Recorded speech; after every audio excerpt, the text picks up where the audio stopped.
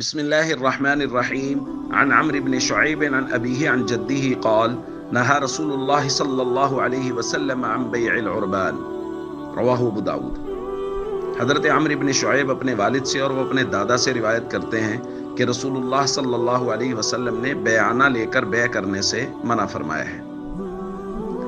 دوستو، تجارت کے شرعی اصول بیان کیے جا رہے ہیں اور آج اس بات کی وضاحت بے حد ضروری سمجھی گئی کہ یہ جو ہم اصول بیان کر رہے ہیں درس کے مختصر دورانیہ میں، ان کو پوری جزیات کے ساتھ بیان کرنا ہمارے لیے ممکن نہیں ہے۔ لہٰذا عین ممکن ہے کہ بہت سارے سوالات آپ کے ذہنوں میں رہ جائیں اور پیدا ہو جائیں، تو اس کے لیے اپنے علاقے کے علماء سے رجوع کیجئے، ان کے پاس جائیے اور ان سے سوالات کر کے اپنی تشفی کیجئے اور تفصیلات معلوم کر لیجئے۔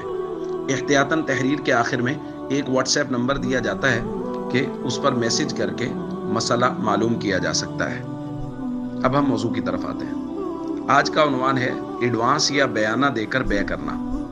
دیکھیں، مطلقاً ایڈوانس دینا یا مطلقاً بیعانہ دینا یہ جائز ہے، اس میں کوئی مسئلہ نہیں۔ جو صورت ناجائز ہے اس کو امام ابو داؤد رحمۃ اللہ علیہ نے امام مالک رحمۃ اللہ علیہ کے حوالہ سے اسی حدیث کے ذیل میں نقل کیا ہے، اور وہ صورت وہی ہے جو ہمارے معاشرے میں رائج ہے۔ ناجائز صورت جو ہمارے معاشرے میں رائج ہے اس کو میں مثال سے سمجھانے کی کوشش کرتا ہوں۔ ایک آدمی کسی زمین والے کے پاس گیا اور اس نے کہا جی میں نے زمین خریدنی ہے۔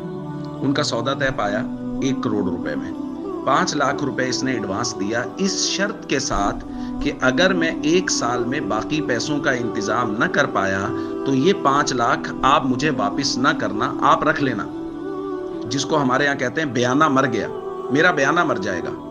یہ صورت ناجائز ہے، اس سے منع کیا رسول اللہ صلی اللہ علیہ وسلم نے کہ جی آپ نے ایڈوانس دیا، اس شرط کے ساتھ دے دیا کہ اگر میں باقی پیسے فلاں تاریخ تک ادا نہ کر پایا، 1 سال میں ادا نہ کر پایا تو آپ میرا بیعانہ رکھ لینا، میں واپس نہیں لوں گا۔ یہ ناجائز ہے بھائی، یہ درست نہیں ہے۔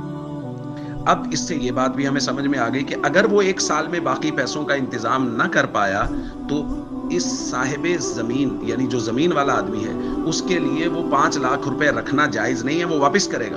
وہ ایڈوانس اور وہ بیعانہ وہ یہ نہیں سمجھے گا کہ مر گیا بس ٹھیک ہے کھا لو مال غنیمت سمجھ کے، واپس کرے گا یہ۔ اسی طرح اس کی مخالف صورت بھی ہے، کسی بھی وجہ سے وہ زمین والا صاحب وہ اپنی زمین نہیں بیچ پایا، یہ پیسے لے کے پہنچے، پتہ چلا وہ کہتے جی یار میں زمین نہیں بیچ سکتا، میری کوئی مجبوری بن گئی۔